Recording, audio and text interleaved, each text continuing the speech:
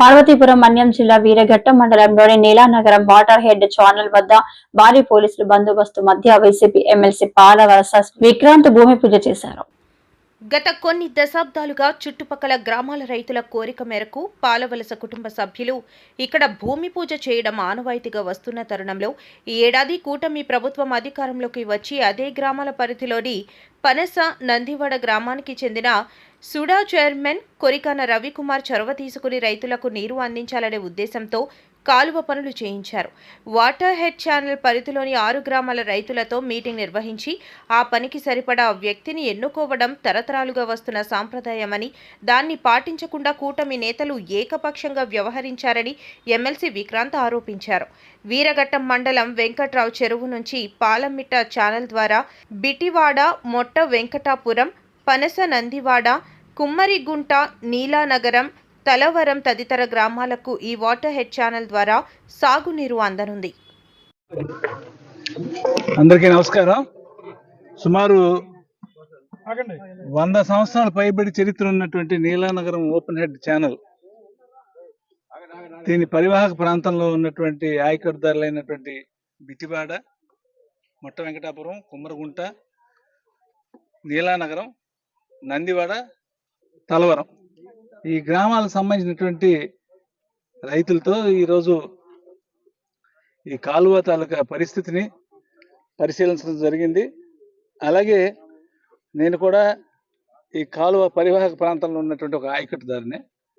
అటువంటి సందర్భంలోన ఈ కాలువకి ఉన్నటువంటి పాత చరిత్ర ఏంటంటే, ఈ 5 గ్రామాలకు సంబంధించినటువంటి రైతులు కూర్చుని 6 గ్రామాలకు సంబంధించినటువంటి రైతులు కూర్చుని ఈ ఖరీఫ్ సంవత్సరమే కాకుండా మరి అలాగే ఈ అపరాల పంట, అలాగే వేసవిలోన మరొక వరి ధాన్యం పండించుకునేటటువంటి ప్రయత్నం ఇదివరకు జరిగేది.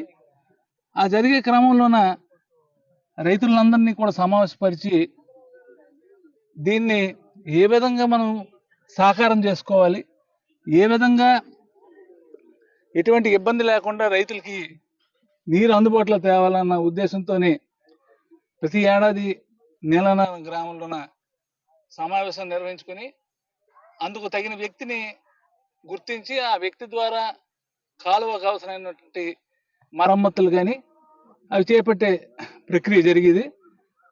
అలాగే ఈ ఏడాది కూడా సుమారుగా ఎప్పుడు లేని విధంగా 3 సార్లు సమావేశం నిర్వహించుకుని ಹೆಚ್ಚು మంది ఆయకట్టుదారుల తాలూకా అభిప్రాయం మేరకు ఒక వ్యక్తిని గుర్తించడం జరిగింది.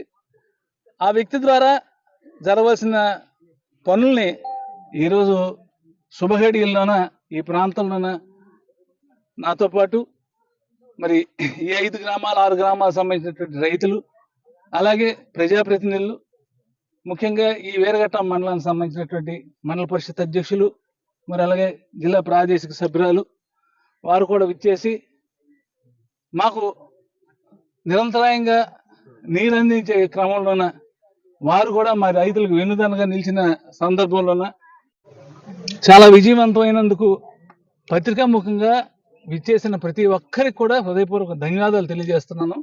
అయితే చిన్న విషయం ఏంటంటే, జరుగుతున్నటువంటి కార్యక్రమాన్ని మరి చిన్న భిన్నం చేసి ఈ 6 గ్రామాలకు సంబంధించినటువంటి రైతులు ఒక సమాఖ్యగా ఏర్పడి ఒక కట్టుబాటుకి మరి అలవాటు పడినటువంటి వ్యక్తులకి మా తాలూకా ఐక్యతని చిన్న భిన్నం చేసేటట్టు రాజకీయ ప్రయత్నాలు జరిగాయి. వాటికి ఏవి వెరవకుండా జరగకుండా విచ్చేసిన ప్రతి ఒక్క సోదరుడికి కూడా హృదయపూర్వకమైనటువంటి అభినందనలు. ఎందుకంటే ఇటువంటి దౌర్భాగ్యకరమైనటువంటి రోజులు వస్తాయని నేను ఎప్పుడు ఊహించలేదు. ఎందుకంటే ఇది ఒక 150 సంవత్సరాలు 200 సంవత్సరాలుగా జరుగుతున్నటువంటి ప్రక్రియని దీన్ని ఏదో తప్పుదోవ పట్టించి దీనికి ఏదో రాజకీయ రంగు పూలవడానికి ప్రయత్నించారు.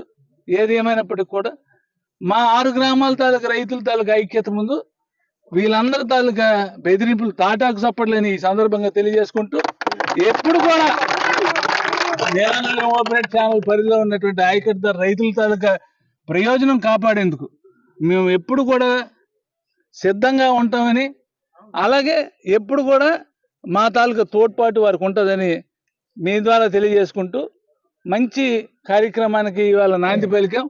ఈ ఏడాది ఖరీఫ్లోన నీరు సజావుగా నీరు అందిస్తాం. అలాగే ఆ నీరు అందించే క్రమంలోన మరి ఎటువంటి ఇబ్బందులున్నా దానికి పూర్తి బాధ్యత వహించే వ్యక్తిగా నేను మీ ద్వారా వారందరికీ తెలియజేస్తున్నాను. ధన్యవాదాలు.